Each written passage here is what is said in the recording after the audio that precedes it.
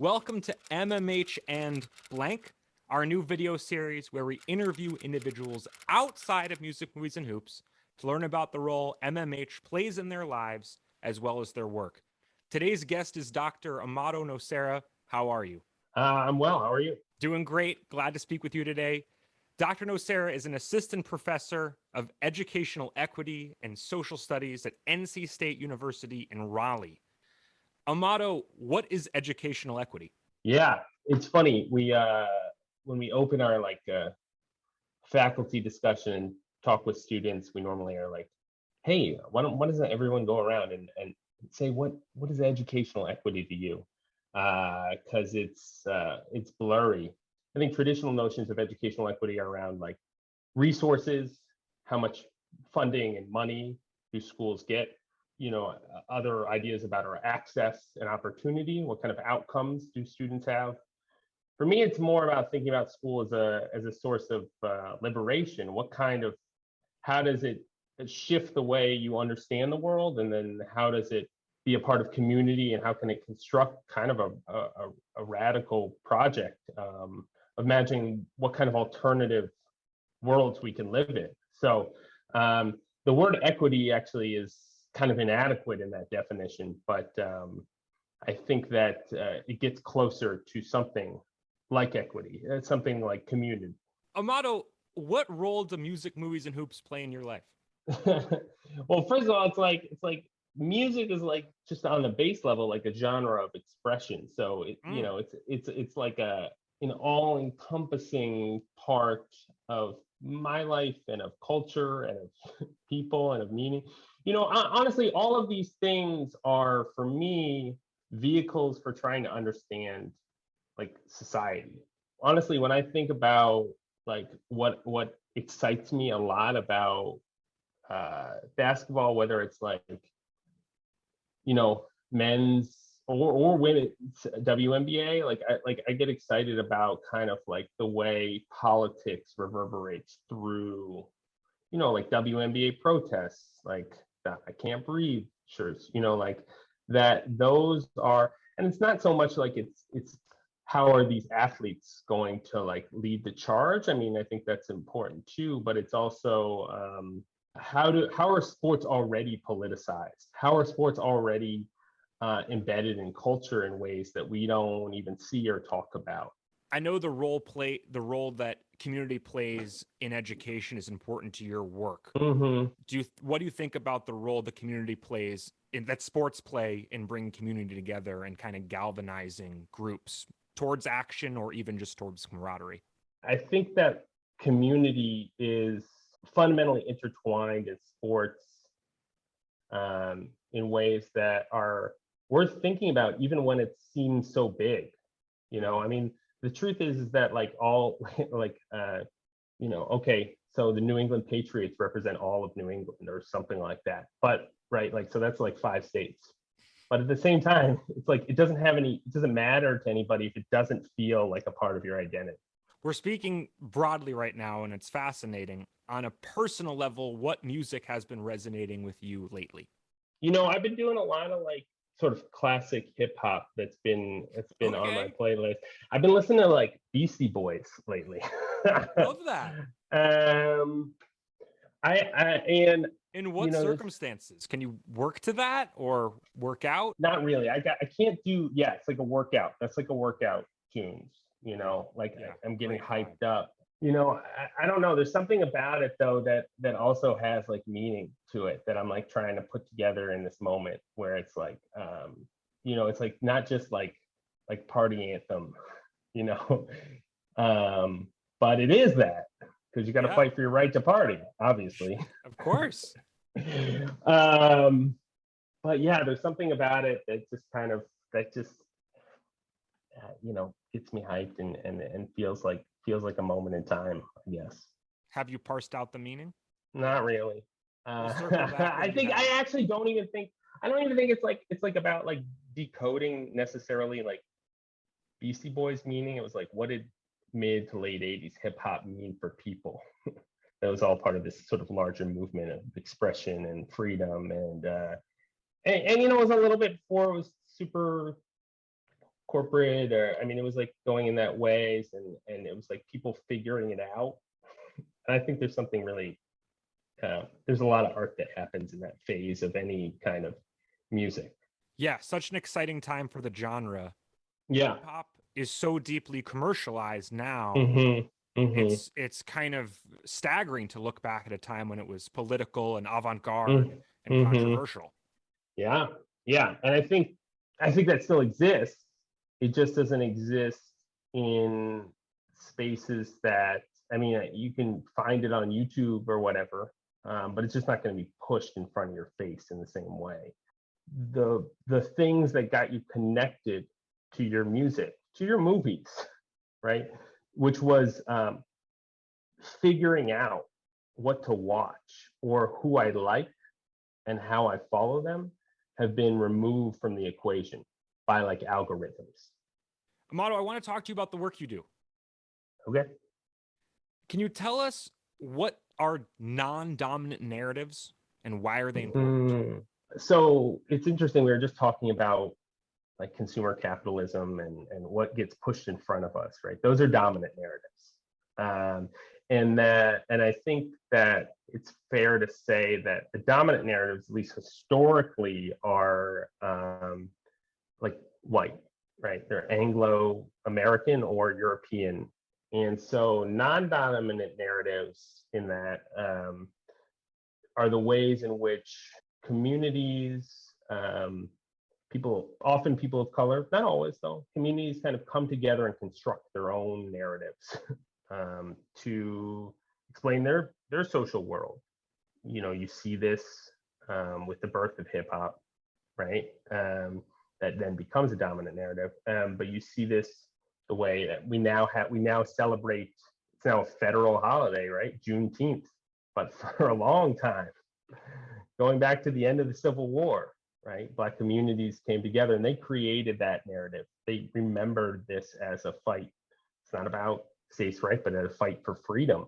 Those are kind of what and we see this also in textbooks are dominant narratives. So I'm often kind of thinking in my own research about how are people constructing stories that are alternative to textbooks. When you were speaking, you talked about how hip hop has become part of a dominant narrative. And it's pretty fascinating how spaces that are created to explain life and talk about things in non-dominant spaces that can then be appropriated and become dominant. Yeah, and that's a part of my research too. Actually, is the way that looks. You know, I think that if you want to talk about that, there's like a pretty clear history within kind of what we think of as we often, it's like scholars sometimes talk about as liberalism, not necessarily in the sense like that we think about it today, but sort of talk about democracy and liberal politics used to be kind of like a dominant narrative, but it also did a lot of like incorporating to like make itself when it was challenged. So a lot of scholars have talked about the way that this looked like for the civil rights movement, for Black Power movement on college campuses. What resulted from that ultimately was Black Studies departments, ethnic studies departments, which was an act of incorporation, but in many ways kind of was done on the university's terms. You know, sometimes it gets incorporated within in advertising, you know, within Coca-Cola, the way Coca-Cola sells its stuff, you know, drew on a lot of like Black Power themes back in like the 70s. So I find all that really fascinating, the way power incorporates non-dominant narratives, but does it kind of on its own terms. I know this question is at the center of your research. What can you tell us about the role racial justice plays in education? If the question is what role does it at the moment, the answer is probably not that much. You know, like it's probably the opposite. I think you can say more about how do schools perpetuate racial injustice? How do schools perpetuate inequality?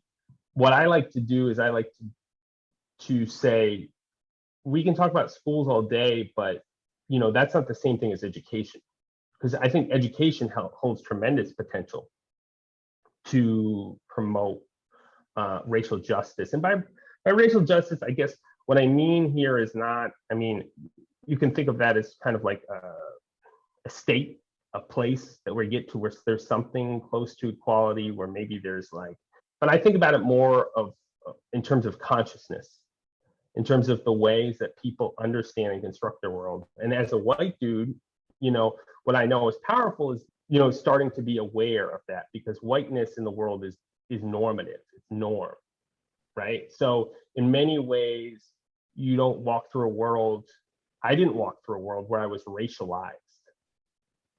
So part of racial justice is that process of coming to see race, for white people in particular, for coming to see race, understand it, right?